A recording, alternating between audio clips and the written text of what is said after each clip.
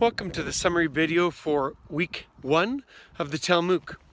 I'm very happy to say that we happen to have quite a few students from around the world in this MOOC. In fact, we have students from over 70 different countries of the world. So truly we're an international MOOC. In this summary, I actually will post a text version that's a little bit different than what I'm describing here, but I certainly want to talk a little bit about some of the interesting points people have noted in the first 3 week forums.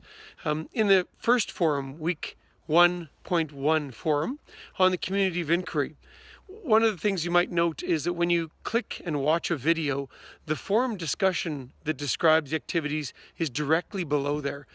We do appreciate if you would actually post comments related to that discussion in that forum, so it's easier for people to see rather than having them look around. As you note, there are many other forums you can create.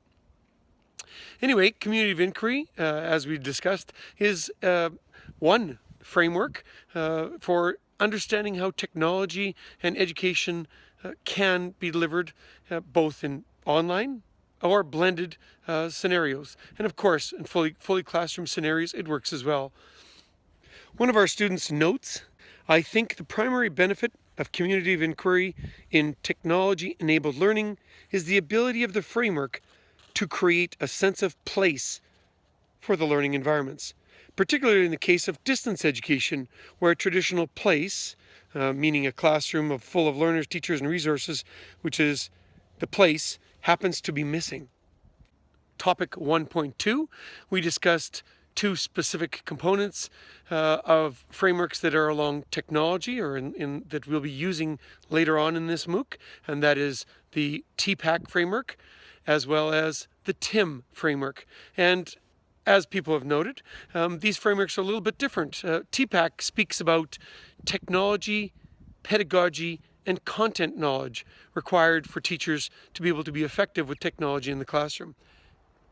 A comment a student made in 1.2 that's insightful: effective technology integration for pedagogy around specific subject matter requires developing sensitivity to the dynamic transactional relationship between the components of knowledge situated in unique contexts. And the final one, teaching presence. And I think that, again, several people in the posts have identified teaching presence really is about the teacher aspect. It's what the teacher can control. Often teachers can't do much about the content of a course, following curricula or what have you. But the teaching presence, the personal connections to students, between students, and that component of it is really important for education to really be successful. Another student comments in 1.3, it is crucial to provide learners with an initial experience of getting to know each other first, face-to-face or online, video presentations, live chats, presenting themselves not only as learners, but as personalities. This will secure safe social interaction in further online communications. Please do take a check at the PDF that's attached to this, so you can to this video right below in the message, and maybe you'll have a quick review of some of the highlights and discussions we've had all along in this first week. Look forward to seeing you next week.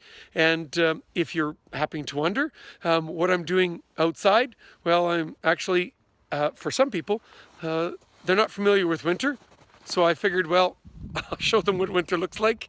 Winter looks like white, and in Canada right now, and in my part of Canada, we just went through a minus 35 degree week, which was rather chilly, but as you note from what I'm wearing, it is not minus 35 now. It's actually minus 1 or 2. So hello from wintry Canada, and I note that several people probably don't experience snow, so I thought I'd bring it into this shot. An example of perhaps some connections that I can have for you. See you next week.